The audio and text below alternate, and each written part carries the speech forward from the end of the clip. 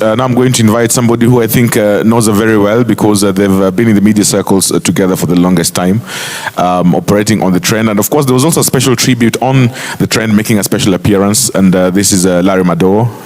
Karibu sana.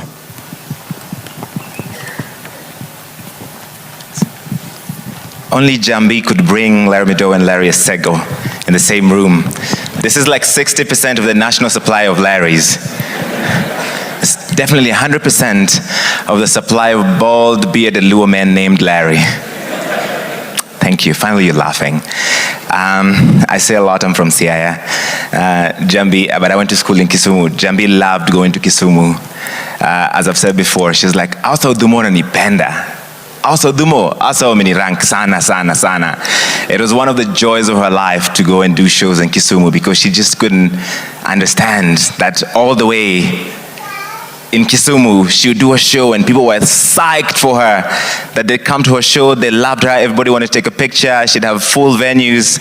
That was one of the true joys of her life. And when we went back to the trend this past week to do a tribute for Jahmby, a lot of people said it was nostalgic.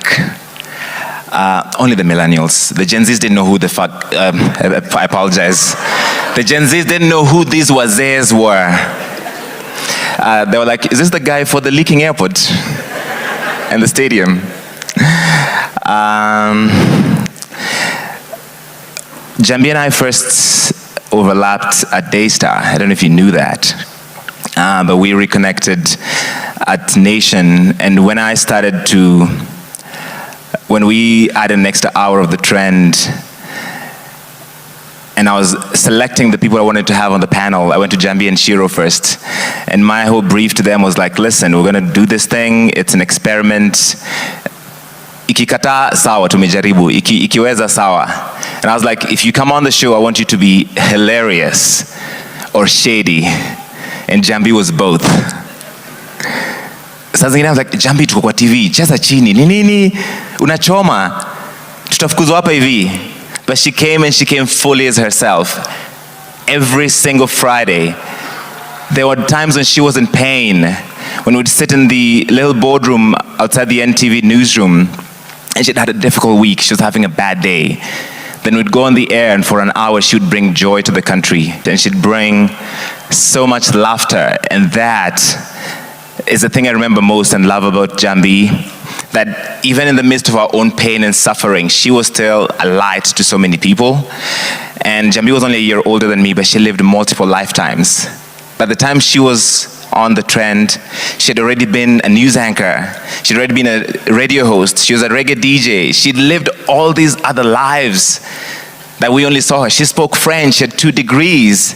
And you'd see her on stage and she was like possessed in that scene. That, for me, is the inspiration that I'll take from Jahmby, to live fully, to live meaningfully, to die empty. And I think she did. So I wanted to come and celebrate that and encourage us to live fully. Don't let your degree be your entire personality. Don't let your job be your entire personality. Explore all those different aspects of your life. And we honor her struggle. We celebrate her triumph over adversity and pain, and we'll keep her name alive. So I'll leave you with the last thing Jahmby told me the last time I saw her. God our bless. Thank you very much. As I said, 2 Larrys in the same room, and I think we're the only Luos who are called Larry. But now that we're only 2, pia wewe unachoma. Choma kidogo hapo.